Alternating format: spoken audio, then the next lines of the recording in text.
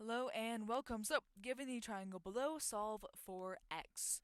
Alright, so first thing you do whenever you're doing anything related to solving is you need to figure out how do the stuff that you're given relate. How does the stuff you're given relate to each other?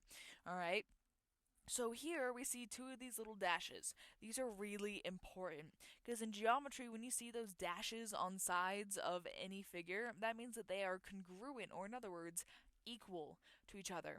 So that means that this side is the exact same as that side. They are guaranteed to be the same. Well, hello. That means that 9x plus 13 and 5x plus 12, they are guaranteed to be the same. They are congruent. They are equal to each other, and that is how they relate.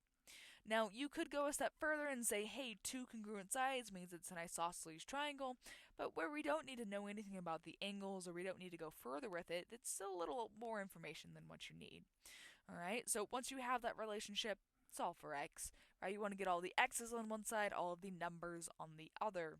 So I'm going to subtract 5x just to get my x values positive. You could subtract the 9x to the other side, you'll get the same thing in the end. So we have 4x plus 13 equals 12. Alright, I'm going to subtract 13 both sides, and we get 4x equals negative 1. Divide by 4, and we get x equals negative 1/4. Okay, that doesn't simplify, and we aren't allowed to have any decimals from our instructions, which means that negative 1/4 is our final answer. Or is it? Always double check to make sure that your answer is going to work, right? So you'd want to check back in your original problem, plug in the 1/4 for x. So that means we have 9 times 1/4, negative 1/4, apologies, plus 13, and 5 times negative 1/4 plus 12. If they give you a positive number back, you're good to go, right? So 9 times negative 1/4 is going to give you negative 9/4, right? But plus 13, and you're going to get as a fraction 43/4. Okay, same thing here. You'll have negative 5/4. Okay, so negative 5/4 plus 12. And then from there, that is going to give you the same thing, also 43/4.